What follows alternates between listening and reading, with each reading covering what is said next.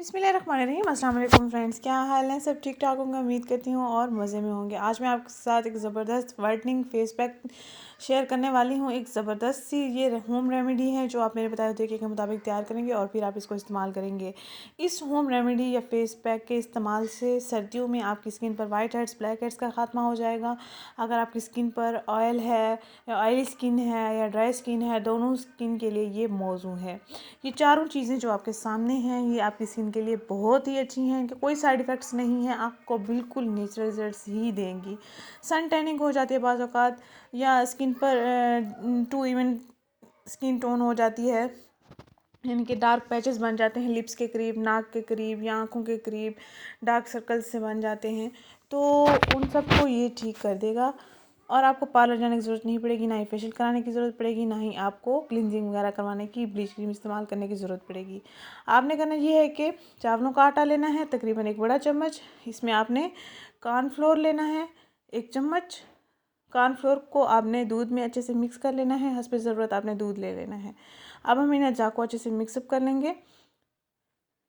इस प्याले में मैंने चावलों का आटा लिया है, यानी राइस फ्लोर लिया है, कॉर्नफ्लोर दूध में मिक्स करके लिया है, दूध मैंने हस्ब ज़रूरत लिया है ताकि अच्छा सा स्मूथ सा क्रीमी फॉर्म में पेस्ट तैयार हो जाए।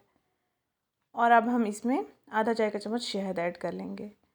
ये सारे अज्जा आपकी स्किन के लिए बहुत ही बेहतरीन हैं, इनके कोई साइड इफ़ेक्ट्स नहीं हैं, आप आसानी से इनका इस्तेमाल कर सकते हैं। वाइटनिंग फेशियल के तौर पर, वाइटनिंग क्रीम के तौर पर भी आप इनका इस्तेमाल कर सकते हैं, वाइटनिंग फेस पैक के तौर पर भी आप इनका इस्तेमाल कर सकते हैं। अच्छे से मिक्सअप कर लेंगे और उसके बाद हम इसको फेस पर अप्लाई करेंगे ब्रश की मदद से या उंगली की मदद से, और ड्राई होने तक इसको लगा रहने देंगे। अगर आप चाहें तो गर्दन पर भी इसका इस्तेमाल कर सकते हैं। ये हमारे पास थिक सा क्रीमी फॉर्म में पेस्ट तैयार हो चुका है। अब हम इसको स्किन पर अपनी अप्लाई कर सकते हैं।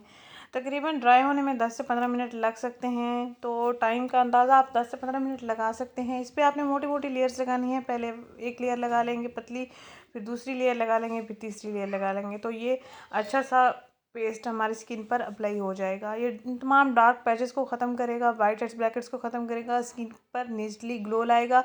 दूध जो है स्किन पर ग्लो लाता है। तो ये तमाम इंग्रेडिएंट्स जो मैंने इसमें ऐड किए हैं आपकी स्किन के लिए बहुत ही बेहतरीन है और आपको बहुत ही अच्छे रिजल्ट्स मिलेंगे।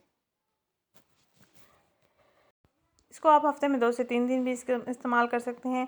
या शादियों का सीज़न चल रहा है, जिन लड़कियों का कलर फेयर नहीं है, तो शादी ब्याह पर जाने से पहले, मेकअप करने से आधा घंटा या घंटा पहले भी इस रेमेडी का इस्तेमाल कर सकते हैं, ताकि उनकी स्किन पर नेचुरली ग्लो आ जाए और मेकअप भी अच्छे से ठहर जाए, मसाम जो हैं आपके बिल्कुल साफ़ हो जाएँ।